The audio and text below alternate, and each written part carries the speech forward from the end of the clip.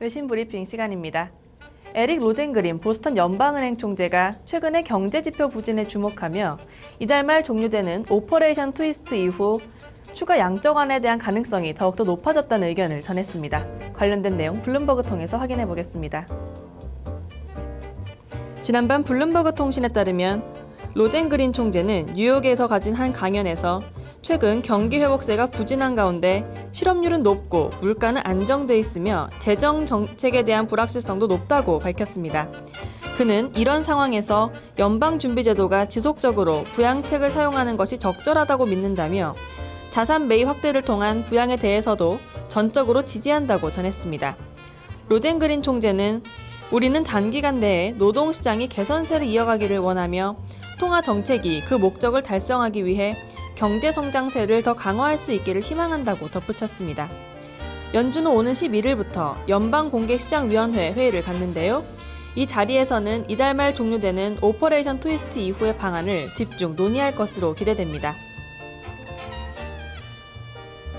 미국의 제조업 경기가 3개월 만에 가장 낮은 수준으로 내려앉았습니다. 재정 절벽에 대한 우려가 제조업 경기에도 어두운 그림자를 드리웠는데요. 관련된 내용 마켓워치 통해서 확인해 보겠습니다. 간밤 마켓워치는 미국의 공급관리협회가 집계하는 지난달 제조업 지수가 49.5를 기록했다고 전했습니다. 이는 전달의 51.7에서 크게 내려앉은 것으로 예상치인 51.3에도 못 미쳤습니다. 구체적으로는 신규 주문 지수가 54.2에서 50.3으로 지난 8월 이후 최저치를 기록했으며 고용지수도 48.4로 지난 2009년 9월 이후 처음으로 50을 하회했습니다. 올 연말까지 협상이 타결되지 않을 경우 자동적으로 시행되는 재정 절벽이 제조업 경기에 부정적인 영향을 끼친 것으로 분석되고 있는데요.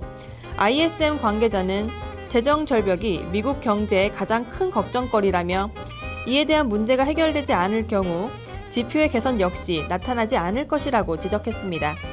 한편 이날 민간시장 조사기관인 마킷이 집계한 제조업 PMI는 52.8을 기록해 지난 5월 이후 최고치를 보이며 상반된 결과를 연출하기도 했습니다. 유로존의 제조업 경기 역시 부진에서 벗어나지 못하고 있습니다. 16개월 연속 위축 국면을 이어갔는데요. 관련 내용 로이터 보도입니다. 어제 로이터 통신은 시장 조사기관인 마켓이 집계한 지난달에 유로존 제조업 구매 관리자 지수가 46.2를 기록했다고 전했습니다. 이는 전달 8개월 만에 최저치였던 45.4에서 소폭 개선된 것이지만 16개월 연속 경기 위축을 의미하는 50 아래를 밑돌았습니다. 구체적으로는 신규 수출 주문이 예비치였던 45.9에서 46.4로 개선됐습니다. 국가별로는 독일의 제조업 PMI가 46.8로 전달의 46보다 소폭 상승했으나 9개월 연속 위축세를 이어갔고 프랑스 역시 44.5를 기록하며 위축 국면을 벗어나지 못했습니다.